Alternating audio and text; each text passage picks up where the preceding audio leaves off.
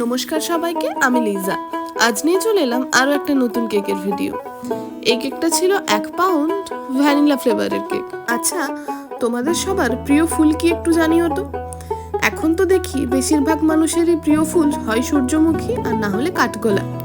কাঠগোলাপকে আগে তো আমি গোলঞ্চ বলেই জানতাম। তোমরা কে কি নামে জানতে অবশ্যই কমেন্ট করে জানিও। আর এই কেকটা হবে একটা সূর্যমুখী থিমের কেক। এখন দেখি সূর্যমুখী আর কাঠগোলাপ এরকম কেকের অর্ডার প্রচুর আসে।